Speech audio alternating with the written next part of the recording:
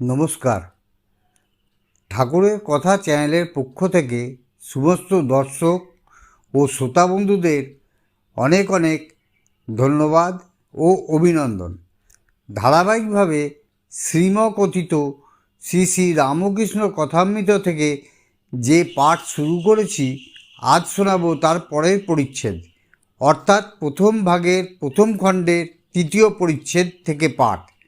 পুরোটা শুনে যদি আপনাদের ভালো লাগে, আমাকে উৎসাহিত করতে একটা লাইক করে আপনাদের বন্ধু বান্ধব ও আত্মীয় স্বজনকে শেয়ার করে দেবেন। কমেন্টে মতামত অবশ্যই জানাবেন।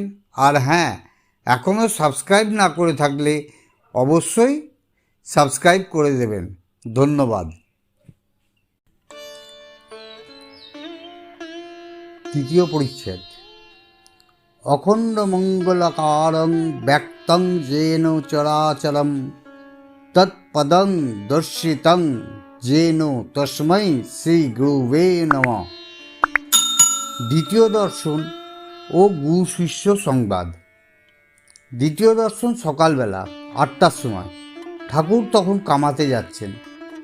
এখনও একটু শীত আছে, তাই তাহার গায়ে মোলেস্কিনের র্যাপারের কিনারা সালু দিয়ে মোড়া।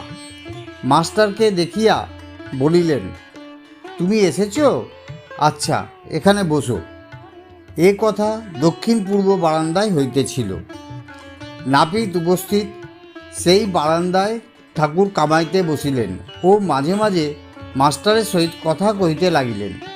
গায়ে ঐরূপ র্যাপার, পায়ে চটি জুতো, সহাস্য বদন।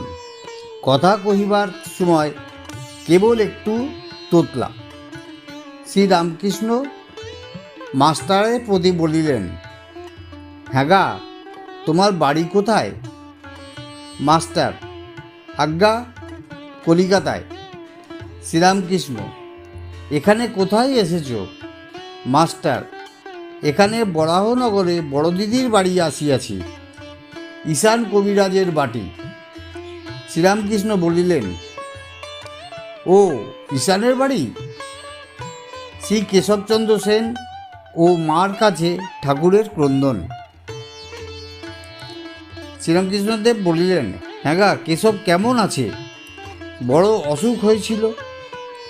মাস্টার, আমিও শুনিয়াছিলাম বটে, এখন বোধহয় ভালো আছেন। শ্রীরামকৃষ্ণ, আমি আবার কেশবের জন্য মার কাছে ডাব চিনি মেনেছিলুম। শেষ রাত্রে ঘুম ভেঙে যেত আর মার কাছে কাঁদতুম, বলতুম, মা, কেশবের অসুখ ভালো করে দাও। কেশব না থাকলে আমি কলকাতায় গেলে কার সঙ্গে কথা কব? তাই ডাবচিনি মেনেছিলুম। হ্যাঁ গা, কুক সাহেব নাকি একজন এসেছে, সে নাকি লেকচার দিচ্ছে। আমাকে কেশব জাহাজে তুলে নিয়ে গেছিল, কুক সাহেবও ছিল। মাস্টার, আজ্ঞা, এইরকম শুনেছিলাম বটে, কিন্তু আমি তার লেকচার শুনি নাই। আমি তাহার বিষয় বিশেষ জানি না। গৃহস্থ ও পিতার কর্তব্য। শ্রী রামকৃষ্ণ বলিলেন, প্রতাপ ভাই এসেছিল, এখানে কদিন ছিল, কাজকর্ম নাই, বলে আমি এখানে থাকব। শুনলাম মা ছেলে সব শ্বশুরবাড়িতে রেখেছে, অনেকগুলো ছেলে পিলে। আমি বকলুম, দেখো দেখি, ছেলে পিলে হয়েছে, তাদের কি আবার ওপাড়ার লোক এসে খাওয়াবে দাওয়াবে, মানুষ করবে? লজ্জা করে না যে?